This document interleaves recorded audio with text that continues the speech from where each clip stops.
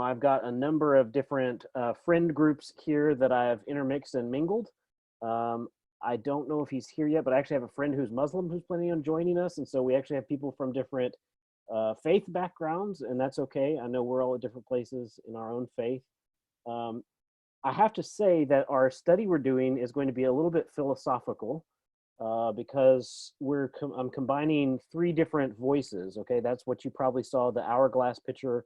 And I said a conversation between um, Pascal, uh, Solomon, and so Solomon wrote a book in the Bible. He wrote several, but one is called Ecclesiastes, and then Aristotle. So he wrote a number of books as well. And so we're really discussing the topics of happiness and the meaning of life. And I'm letting these three voices, as best I can, speak and interact. I also hope this is interactive for you because to me, this is a very interesting topic that really applies to you regardless of your religious background, gender, where you're from, all of these things that separate us. One of the things that brings us together is our desire for happiness. And I would also say one of the things that brings us together is the fact that we don't really find happiness, at least in the ways that we expect to find it. So I want to give just a little bit of an introduction to our three different characters that we'll be hearing from. So the first one is Aristotle. Probably, if you're aware of Aristotle, you know that he was a philosopher. He was a Greek philosopher. He lived 384 to 322 BC, so a long time ago. He was known in this group of philosophers. There's a group of philosophers that they wouldn't teach at a school. They would just walk around with their students and basically lived life with them. And so he was part of that group of philosophers. People like Plato was his teacher. Lots of people react to Aristotle, either in agreement or in disagreement. He is probably well known outside of philosophy he's the one who came up with the categorization of biological species. So if you ever taken a biology class and you had to know, all the different classifications, he's the one that you can thank or curse, depending on how well you did in the class. Another interesting tidbit about him is that he is loved by both ancient Christians and ancient Muslims. And so he influenced a lot of early Christian theologians, and a lot of them were interacting quite heavily with his ideas, but he was equally influential in Islamic thought. In fact, it is only because of Muslims that we have existing copies of the manuscripts that Aristotle wrote, because they loved him so much. And so it is said that Alexander the Great went to Egypt and started a library there, as was his tradition in many places, after naming a city after himself.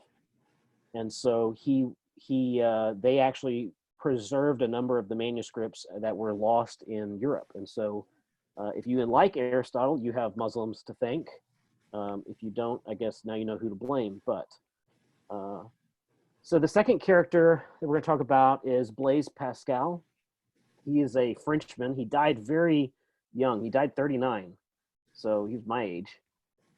He's accomplished a lot more in his life than I have in mine, so a lot to catch up with there. He was born 1623 and died 1662. He was a mathematician, a physicist, an inventor, a philosopher. He invented the first working mechanical calculator, and he laid the foundation for a lot of theories of physics that are still being argued out today, things like probability theory and such. And then the final voice that we're going to include is Solomon. Like I mentioned, Solomon wrote the book that we're going to be studying, which is in the Bible called Ecclesiastes. He also wrote Proverbs and Song of Solomon, and I think a couple of the Psalms as well. So he's a fairly poignant person in the Old Testament. But he's the son of King David, and at one point he was the king of Israel. He was widely known for his wisdom. So there's this story about him where he was in a vision, an angel appeared to him and said, "What do you want?" And basically he says, "I'll take wisdom." And because he asked for wisdom, the angel told him, "Hey, because you asked for wisdom, you're going to get all this other stuff as well." And so he was an extremely extremely wealthy person. He was a very wise man, but his wisdom had its limits in that while he brought peace to the world at its time, he also did this through intermarriage, and so he had about 700 wives and 300 concubines. So a very busy man, to say the least. Obviously, this brought him lots and lots of pain and heartache later in his life. And so, but he was also a wealthy man. I did a search on it today, and he actually came up in a list of 50 richest people in the world historically, of all time. And he is number 5, and he rakes in at 2.2 trillion estimated, but 2.2 trillion dollars. And some of that, hey buddy, no, okay, in or out.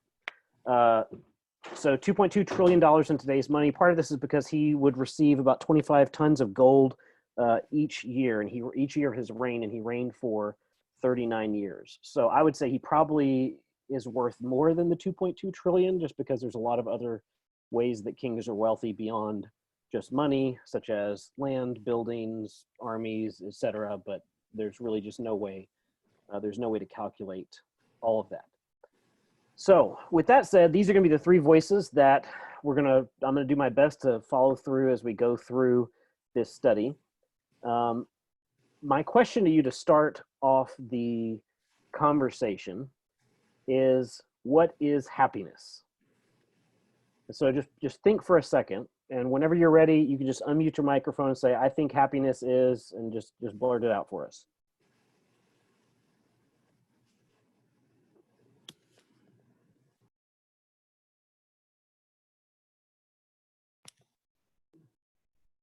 Can you hear me? Yes. Oh, I think happiness is something that happens at the minute, at the time, but it doesn't last. Okay. So you would say that until the next thing comes that you like better, and oh yeah, I'm happy about that now. Okay, so you would say that happiness is somewhat trivial or somewhat passing. Right. Okay. What is happiness? I think happiness is temporary, or enjoyment of temporary pleasures. Okay. Yeah, that's the most basic way I can think of explaining it. Enjoyment of temporary pleasures. Yeah. All right. Anybody else want to take a stab at happiness? Yeah. Go ahead. Oh, okay. I was just going to say that happiness is a state of mind. A state of mind, meaning it's your perception, or meaning it's not real? In the sense, I mean, you can make yourself happy in different ways. Like, obviously, you can use circumstances and train your mind to be happy with it. I mean, there is a natural kind of happiness. That's why I said it's a state of mind. In a sense, naturally, there are some things which will make you happy, but you can train your mind to not be sad and thereby be happy. And obviously, there are some drugs, some alcohol, some other things also which can make you feel elated and make you happy. So that's why I said it's a state of mind. Okay. I would say it's an emotion that you decide. It's like a decision you make, whether it's in your capabilities of being happy, whether you let external factors influence that or not. Then, but at the end of the day, it's a decision, and on how you, in a content way, perceive things or just live your life. Probably it's kind of related to the state of mind opinion, but that's how I see it. Okay. Anybody else? My oldest daughter says it's the emotion that accompanies having a surplus. The emotion that accompanies having a surplus, having extra. Interesting. Okay. I think it's when the state of being unaffected by like the issues that you deal with. So being unaffected by the issues that you deal with. I like that. That's really good. Okay. Yeah. So I think a lot of people, one thing I'm hearing in a lot of these definitions is the idea of we are almost approaching the word happy or happiness with a kind of doubt, right? So several of you have mentioned it's kind of fleeting, like you get it for a moment when you experience this feeling and then it's gone, right? So we see it with a little bit of doubt as like, this is not a thing or a state of being in and of itself, which I think actually a lot of modern people talk about it in that way. We describe happiness in those terms. And I think we would use a word like joy or fulfillment to talk about that more deeper, long-term state of being that's not dependent on how much money's in the bank, how your health is doing, all these other external factors. I'm going to give you Aristotle's definition. And so the Greeks use this word, and the word is eudaimonia. And so it's broken up into a number of parts, but eudaimonia, he would describe it as it's a lasting state of true goodness of the soul. Eudaimonia is a lasting state of true goodness of the soul. And so in Nicomachean Ethics, he is talking about the virtuous life. He is talking about how do you achieve virtue? How do you find what is good? How do you achieve happiness? And a lot of his definitions are focused on not getting into the extremes, right? If you have too much, that's one extreme, or if you have too little, that's another extreme. And so the kind of the golden middle, if you will, is very much what he is about. But his definition, so when Aristotle talks about happiness, like they translate into English as happiness, but we would probably, according to how we use the words happy and joyful, we would probably use a word like joy instead of happiness. But just remember, whenever he says happiness, and also the same is true of Pascal, when Pascal says happiness, he's not meaning like the modern American definition. He is meaning this deeper sense of lasting state of true goodness of the soul. Now, then we got to ask the questions, okay, what is lasting, what is goodness, and what is soul, if we're going to understand Aristotle. But Aristotle would associate happiness with living well and doing well. So you can't have happiness without action. It's not a state of inaction. It's something that you're doing. He says that it involves the whole life. So happiness is not a single moment. So if you're feeling sad in a moment, or you're feeling like you're suffering lack in a particular moment, you're not actually like that. That doesn't impact your happiness in total, because the whole of life is how you see it. There's a Greek guy named Sophocles. He wrote a bunch of plays, but this book is called Three Theban Plays. And in one of them, Oedipus the king, he has this character named Oedipus that he writes a lot about. These are tragedies, by the way. When my mom likes to tease me and say, whenever she sees a movie where everybody dies in the end, she goes, "Oh, Brian, you would love this movie. Everyone died in the end." I don't really like happily ever after stories. They don't really ring of truth to me.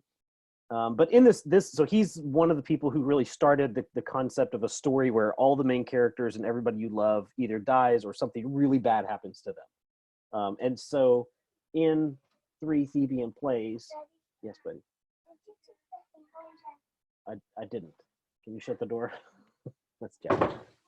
In Three Theban Plays, Oedipus, this character, is given this prophecy at birth that he is going to kill his father and marry his mother.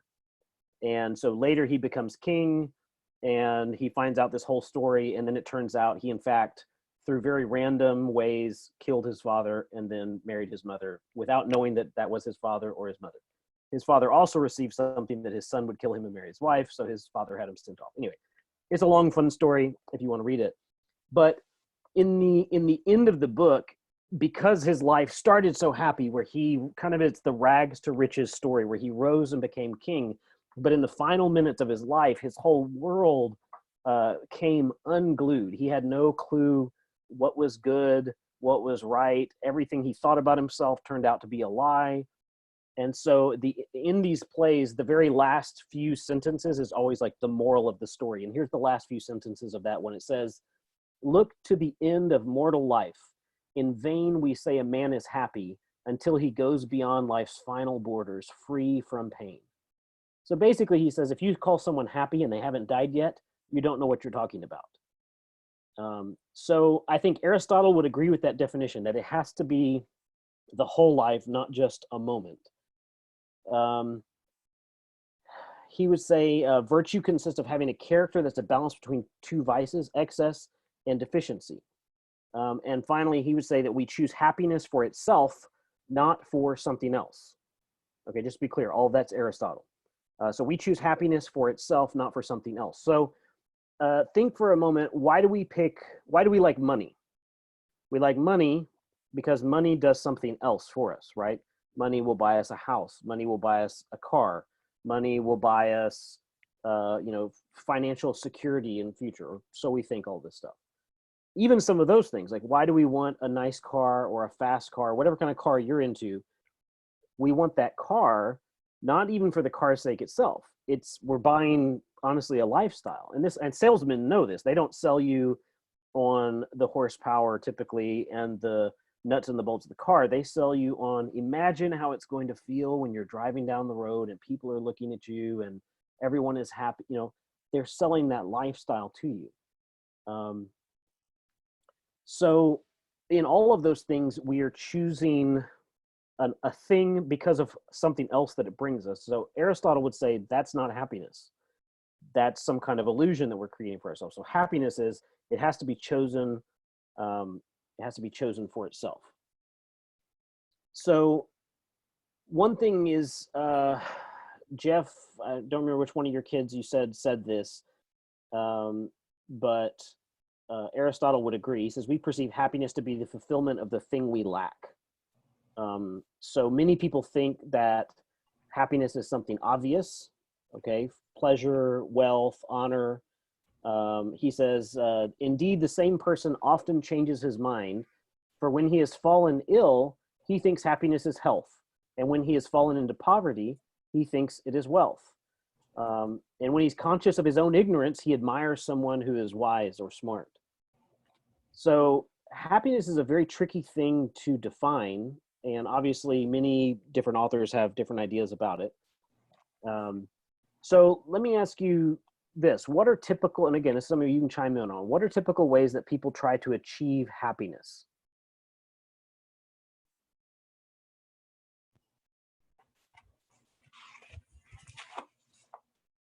Job, getting position, getting wealth, climbing the corporate ladder, or even serving other people.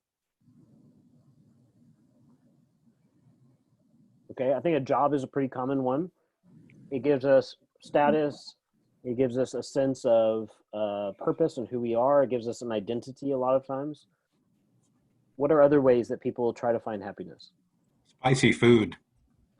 That's not happiness, that's pain. Spicy food. This is true. Actually, there's science behind it. When you eat spicy food, there's an endorphin rush, and endorphins is what tells our brain you're happy. Or ice cream. Or ice cream. Yeah, hell yeah. Finding love. What's that? Finding love. Finding love. Yeah, romance. Drugs or any other substance people eat to try to find happiness. Drugs. Drugs. Yeah. Substances. Yeah. So to create some kind of mental illusion. Yeah. What next stage in life is. So if you're single, oh, well, I'll just be happy if I can get married. If you're married and have kids, oh, I'll just be happy when I have kids. And it's, it's whatever that next thing is. Oh, I'll just be happy if I have this.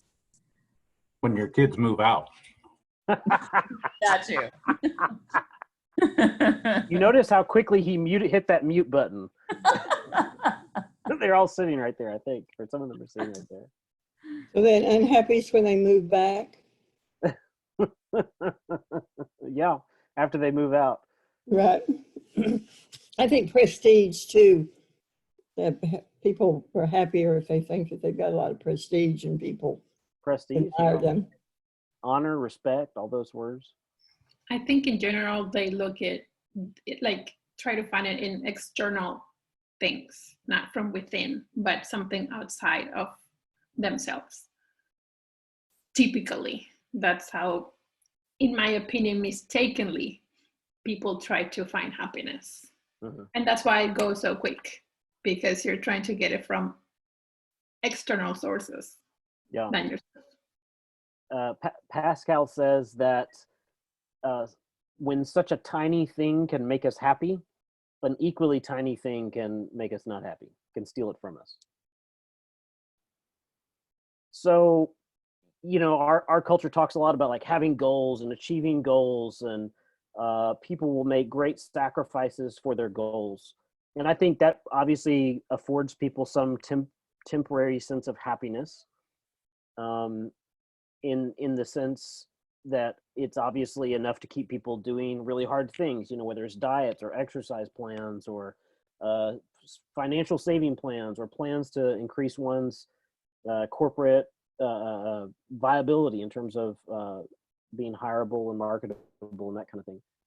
We talk a lot about, you know, positive vibes and positive energy. You hear this a lot throughout our culture. And so these are things that that our culture and people in our culture that are just very, very common. But I think there's one question that can unseat all of this. And that simply is, are we happy?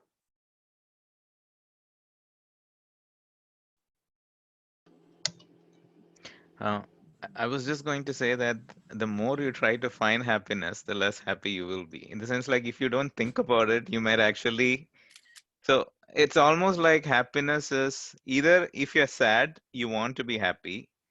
And if that is not the case and you don't think about happiness or sadness, then is that an issue? That's what I'm trying to ask. Like, what if you're not trying to be happy and you're not trying to be sad? You're just in that state of mind where nothing really faces you. You just stop caring. I think maybe content is better. I mean, you may not be really happy about what's going on, but you're content with the situation to getting through it. Is that like, is contentment are you equating both, or is it different? Wait, are you asking me? Yeah. But, oh, I don't know. I'm not an expert on happiness. I'm not here necessarily to teach what I've learned. I'm simply here making these other voices talk and bringing you into conversation. I don't know. I mean, I would say the way that Aristotle describes it makes me think of a word like contentment. Yeah. And same thing with Pascal. Okay. So when you asked your question, you asked, are we happy? Are you asking... The generic we, not you personally. I mean, unless you want to answer for yourself, you're welcome to. No, yeah. Like if we, like why, like our culture, people, or so on and so forth. Okay, that's what I wanted to click. Right. Just said, okay. Yeah, I mean, here's the thing. Like every culture in the world, every ethnicity of people, every language group, every time period, people have sought happiness.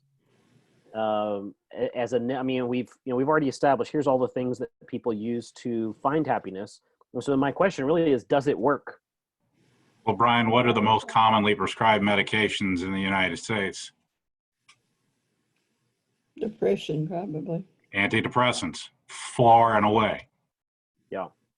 So my guess is either we're going the science route or we're determining the routes we're choosing aren't working. Yeah. Yeah. Oh, well, this goes to what Paulino was saying was, he said drugs, but I think there's, right, you know, like recreational drugs, but there's also the whole picture. Like there's doctor prescribed drugs to make us happy. Which then goes back to the question, I forgot who said happiness is a state of mind, but then it goes to the question, can happiness be a real and achieved thing, or is it simply either drug-induced, endorphin-induced, adrenaline-induced, like something just mental, or could it be actual? So Pascal says, in the Pensée, he says, if our condition were truly happy, we would not need to divert ourselves from thinking about it. If our condition were truly happy, we wouldn't need to divert ourselves from thinking about it. That's interesting. So if you look at what are all the things we do to make us happy, Pascal essentially is saying, well, those are just diversions. And diversions from what? They're diversions from the fact that we are not actually happy. And so if we were happy, that wouldn't be a necessity for us to keep diverting ourselves. But we do keep diverting ourselves. So obviously we're not happy. So how do we try to ignore the fact that we're not happy? I mean, we have all these things to try to make us happy. We probably at some point in our life sit back and go, I'm not really happy. And because of that lack of happiness, we do something. What do we go to? So this actually ties to your earlier question. You kind of asked this similarly, I guess, by asking us, what do we do? Or how do we try to achieve happiness? But for me, my first thought was amusement. The amusement parks, right, is an example, right? So amusement is to without muse, right? To not think, to not ponder, to be distracted. And to me, like, I think of so I hate amusement parks, so I'm not gonna use that for myself, but movies, right? And art in many ways can be distracting, expressive, sure, but in a lot of ways also distracting. And this is why perhaps some movies are particularly popular or enjoyed, because they display an ideal. You said earlier that you don't like stories where everything goes right, because I guess you're seeing past that illusion of it always turns out great. And so, but those movies still exist. Those stories are still popular. Hallmark movies are still there. And people still watch them because they like to fantasize the idea of happiness, of status quo, of equilibrium being reached or established. And it could be introspectively, we don't have that personally, and so we desire it. But instead of trying to achieve it, our culture, I guess specifically as Americans, I'm speaking as that kind of culture, we have so many things that are distracting us. Our phones are constantly getting notifications because somebody liked a post that I put up. Like, we have things that are constantly, that are just drawing our attention in to help us look at that. So so I think I would definitely agree with what you said about Pascal, because if I didn't know that about the antidepressant being the number one drug, but if that is the truth, I mean, then sticking to that line of thinking, we are constantly looking for anything else to bring us, even if it is temporary, happiness. And just, I mean, whether I guess in my idea, what the example I'm using is movies, happy-go-lucky movies that end with a great note, and we can participate in that in a small way. Yeah, I think I think you made several good points. So I mean, if we think about, like, here's the things we think will make us happy, and we strive for those, okay, and then we reach this, it's sort of like when you're climbing a mountain and you think, like, oh, there's the top right there, and then you realize, no, that's just the next level up, and the next level up, and the next level up, right? So right as you crest that hill, people aren't happy, right? Jeff talked about, antidepressants being one of the number one prescribed drugs right now. I think another thing to think about, you mentioned phones and how distracting they are. I saw one study that said the average smartphone user looks at their phone like 2,500 times a day, or something like that. That number might be off, but I mean, it was a ridiculous number of times a day. And so I think there's something to that. So we all reach a point in our life where we go, these things that I've pursued thinking they would make me happy have not in fact made me happy. What is our next step, right? So if I'm pursuing cars and cars don't make me happy, what do I do now?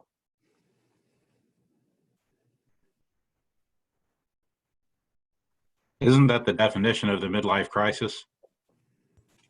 You finally achieved all the stuff that was supposed to make you happy, and you're miserable. Yeah. So what do people do in a midlife crisis? Make a bunch of bad decisions. Usually hardcore self-destruction. Right? Yeah, we make a bunch of bad decisions, self-destruction. I mean, it's all right. These, the lessons of hard work paying off and making me happy, that didn't work. So now let me try the pleasure route. Now let me try the, whatever the next route is. That's what they try. Pascal has some interesting things to say about this. He said, I'm going to get to Solomon here in a minute. We're almost to Solomon. He says, the only thing that consoles us for our miseries is diversion. And yet it's the greatest of our miseries, for it is that above all which prevents us from thinking about ourselves and leads us imperceptibly to destruction. So what he's saying is, in order to not think about the fact that we're not happy, we choose diversion, and yet diversion itself is its own kind of misery, because we can't actually think through why are we not happy, process why we're not happy, and actually hopefully obtain happiness.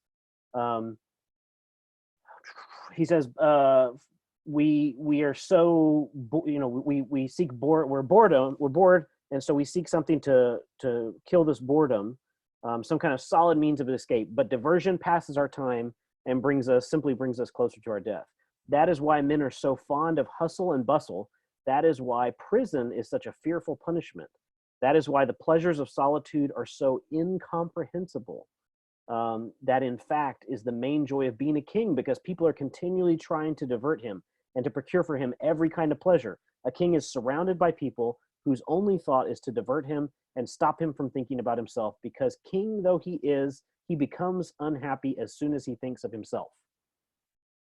Man, that's why we're so fond of the hustle and bustle. Like, think of how busy our world is, how much there is to do between job and family, hobbies, interests.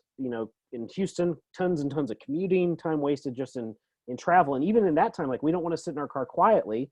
How many of you, when you're driving down the road, are even bored with radio and would rather have a podcast or an audiobook? Just quick show of hands. Okay, so quite a few people are, I saw two in Jeff's, quite a lot of us are very bored, even with radio, which is designed to be kind of a distraction entertainment, to the point where now we're seeking something else. And so I think for a lot of people, the level of diversion that we've introduced into our life, the level of distraction, comes crashing down in a time like right now. We're all stuck at home. We all have 2 hours extra because we're not commuting to work, unless you're a nurse or first responder or something. We all have a lot more quiet time. We all have a lot more. Our world has just dramatically shifted, and many of the diversions that we would naturally seek, we can't seek, which is causing people right now to go, what is the meaning of life? What is the purpose? I'm so dissatisfied. I'm so unhappy. I'm so anxious. I'm so afraid. I'm so, just go down this list of things. You've probably all seen something, a friend's post like this on Facebook. And so the real question is, so we seek happiness, we don't find happiness, so we divert ourselves from the fact that they're not happy. So does this work? Is this the point where this, this wheel that's going to roll over us, is this the point where it lets up and we actually get to be happy? Pascal would say no. He's he is hopeful. So there's hope. Like, I hope I don't depress anybody. Do we need to post a hotline in the chat thing? There will be hope at some point here. But so Pascal, he says, flies are so mighty that they win battles, paralyze our minds, and eat up our bodies. So we think of a fly as being such a minuscule thing, but he says they're so mighty. And then he goes on to say, he says, the mind of this supreme judge of the world, he calls flies, is not so independent as to be impervious to whatever may be going on. It does not take a cannon's roar to arrest man's thought. So it doesn't take a gunshot to get our mind distracted. He says, do not be surprised if man's reasoning is not so sound at the moment that there's a fly buzzing around his ears, that is enough to render him incapable of giving good advice. If you want him to be able to find truth, drive away the creature that's paralyzing his reason. So what he's saying is, let me put this in very common language. Have you ever been in a room and there's been a mosquito in the room, and it doesn't matter what is happening, how important that is, all of a sudden, every face in the room is looking at that mosquito. Oh gosh, was it Ray Stevens that wrote the song, is it Mississippi Squirrel Revival? Is that the name? Yeah. If you haven't heard that song, you need to hear that song. It's about a squirrel getting loose in church and everybody going crazy and thinking different things. It's a pretty comical song. But Pascal is basically saying that take the most brilliant minds of the world discussing the most important thing out there and put a fly in the room, and all of a sudden, all of these brilliant, intelligent people, they're controlled by this tiny little fly. And so even our attempts at diversion don't work. He says, being unable to cure death, wretchedness, and ignorance, men have decided in order to be happy. Decided that in order to be happy, we can't think about such things. Despite these afflictions, man wants to be happy, only wants to be happy, and cannot help wanting to be happy. Like, this is an inescapable disease that we have, that we just have to be happy. But how shall we go about it? The best thing would be to make himself immortal, but as he cannot do that, he's decided simply to stop thinking about it. And so this is a pretty bleak outlook on life. Let me see. I'm going to share my screen, and we're going to read what Solomon has to say, and then I'm going to try to wrap it up here. All right, so we're going to read just the first couple of verses of Solomon. Can everybody see my screen? I lost it. Can everybody see the screen? Okay, so this is the book that Solomon wrote, one of the books he wrote. It has this word teacher. This is out of NIV. Other translations, they use the word preacher, which isn't really a great translation. Honestly, this means like the one who assembles. So in kind of musical terms, we might call him the maestro, so to speak. So like kind of the one who taps the baton and everyone comes together. So he calls himself the teacher, the son of David, king in Jerusalem. And then there's this word we're going to see appear again and again as we keep studying his book. It's just 12 chapters, not tonight, but 12 chapters. And he uses this word. Some translations say vanity. This one says meaningless. Probably the best way to describe this would be mirage. And so when he says vanity, sometimes we think of vanity like an attention to beauty or an attention to outward appearance, but really it means emptiness. If we look at the word in the original language, so this book is written in Hebrew, if we look at that word, it has the idea of like hot air. And so that's why I think mirage is a great idea, is a better translation. So if you think of a mirage, if you've ever been in the desert, you look out across the desert sands, and often if you're in the desert, it's very hot. Sometimes you don't have a lot of water. You might be a little bit delirious. And so you look out across the sands and you kind of see what you want to see, right? It creates, you can kind of see stuff dancing as the heat rises up off the desert floor. But then when you get there, there's nothing there. So like there's this appearance of something, there's this figment of your imagination, and then poof, nothing. So that's what it means when he says meaningless, meaningless, or if your translation says vanity, vanity. So meaningless, meaningless, says the teacher. Utterly meaningless. So he's going on this rant. Everything is meaningless. What does man gain from all of his labor at which he toils under the sun? Generations come and generations go, but the earth remains forever. The sun rises, the sun sets, and hurries back to where it rises. The wind blows to the south and turns to the north. Round and round it goes, ever returning on its course. All streams flow into the sea, yet the sea is never full. To the place that the streams come from, there they go again. So water just goes and goes and goes. All things are wearisome, more than one can say. The eye has never had enough of seeing, nor the ear its fill of hearing. What has been will be again, and what has been done will be done again. There is nothing new under the sun. Is there anything of which one can say, look, there is something new? It was here already long ago. It was here long before our time. There is no remembrance of men of old, and even those who are yet to come will not be remembered by those who follow. So this is a fairly pessimistic approach as a start of his book. So he opens this with this very poetic form of, he's creating this problem, just like I've done. I've used all of these questions and these different quotes. I'm building the problem and honestly trying to hook you into the discussion for future visits. He's building the problem of hey, the water comes down out of the sky, it goes into the river, it goes into the ocean. The oceans aren't full, and yet neither are the rivers empty.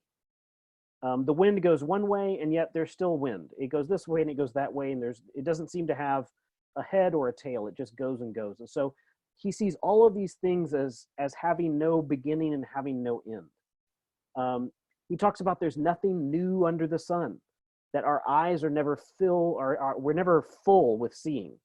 In the same way that we're never full with eating, right? I ate lunch. I also want to eat dinner. I want to eat breakfast tomorrow. We just always have this hunger. We always have this lack. So this is how Solomon sets up his book. And I don't want to take too much more time because we're coming up on our hour close. But I just want to close with this idea that when we attempt to find happiness, we are left with only diversions. But what happens when our diversions are gone? We have to go seeking something else. And so I mentioned how much money Solomon had. If you should do a quick Google search tonight. Search, why aren't the rich and famous happy?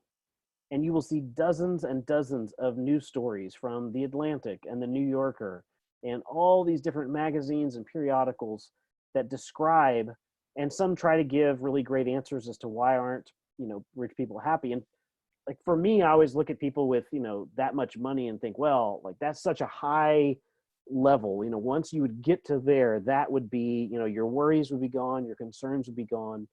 And yet it doesn't work, right? So we talk about the pursuit of things, but we always have to ask the question, does it actually work?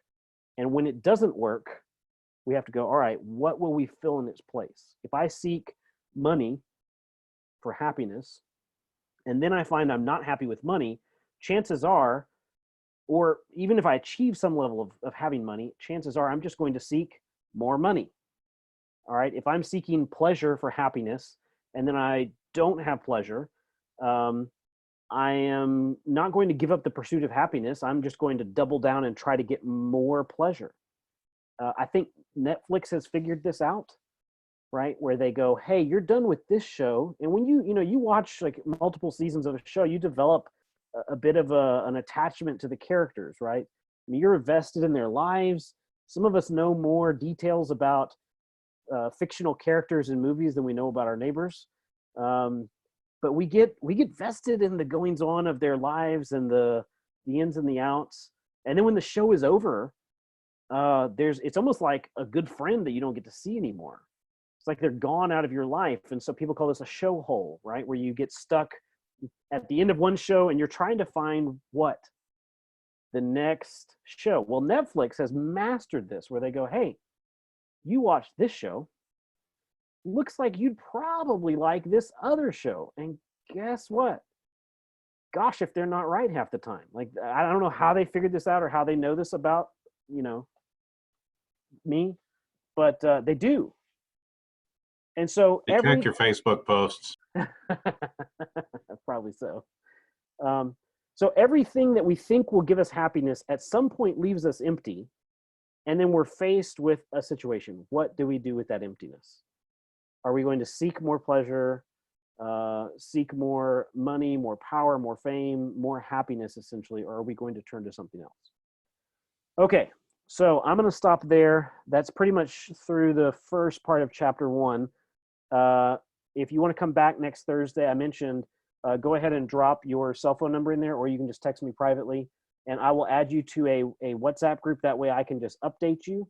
If you're part of our Slack community, I'll put those updates in Slack every week, so you don't need to worry about it. But if you're not either in our Slack community or you're just outside of that circle of people, feel free. I'll create a WhatsApp group so I can share files and quotes. I've taken snapshots of some of the quotes from this, so I'll post those in there if you want to save those and reminisce about it.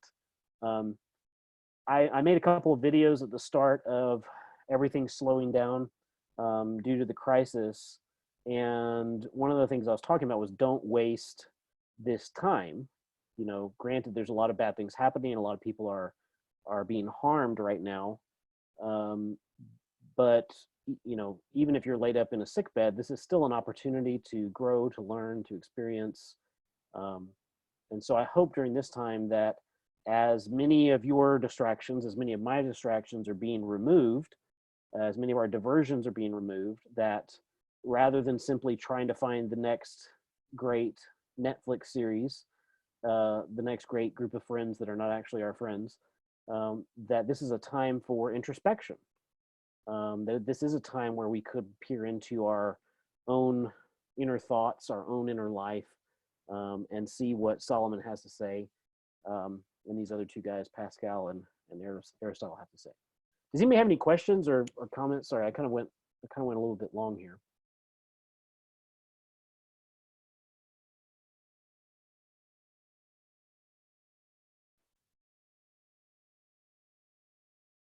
Okay.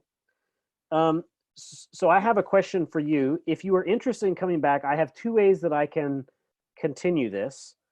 In terms, so I'm kind of using Solomon as the guide, and then I'm interweaving the other two where they fit. Ecclesiastes is not like other books. So if you read many books of the Bible, they might have like a historic flow to them. So there, you know, here's the beginning, middle, end, just like a linear story would go. This one is not like that. It's a little bit more philosophical. So there's certain parts where he just breaks into proverbs, which are like short little sayings that have little like nuggets of wisdom. And so they might not necessarily be like grammatically connected to what else is happening. So I could organize this thematically, and we could take maybe four times, or we could go like chapter by chapter, which there's 12 chapters. So that would probably take us between 12 and 15 weeks if we did that way. So can you just hold up one hand if you want it to be the 4 to 5 week version? I'm still working on the outline, or could you hold up two if you want it to be the longer one? Okay. I can't raise two, but I'm raising two. Okay. All right. We will do the longer one. I'm looking forward to that. Oh, is that Suleiman? Everyone, we have Suleiman himself is here with us. This is my Jordanian friend Suleiman. Okay, well, I was really happy to hear that. Actually, I'm not like really like educated in this thing, but it's good to start because like I suppose read some stuff before like to do the discussion about Kings. I don't know a lot about him. I know he has a lot of things to learn about his advices and all these things.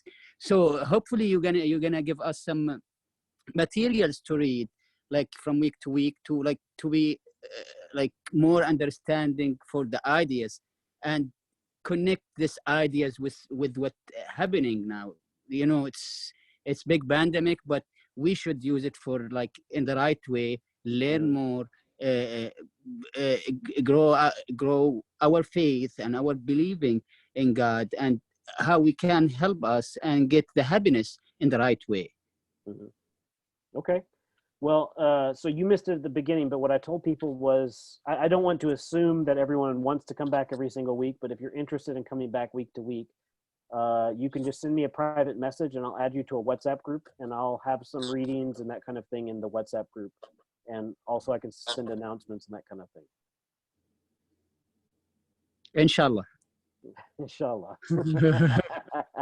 Actually, also two of my friends watching now, so we are interested, to be honest. Oh, it's really? something good to hear, better than like, you know, there is a lot of bad news around us, so it's something make us like more happy to learn something new. Yeah. So your friends are there with you now?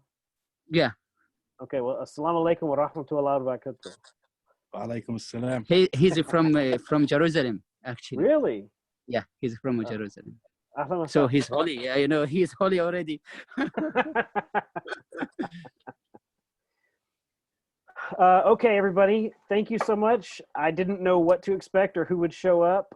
Like I said, I have multiple friend groups here from various faith backgrounds and ethnicities and language backgrounds. And so I'm very happy that you're all here and you stayed an hour with me. So next Thursday, I guess I'll see you next Thursday night. Like I said, send me your number if you want to be a part of the WhatsApp group, and I'll keep you updated on what Looking we're forward to next what we're week. doing. What's that? That I'm looking forward to next week. I Me enjoyed it. too. Me too. All right. Good night, everybody. Bye. Good night. Good night. Good night.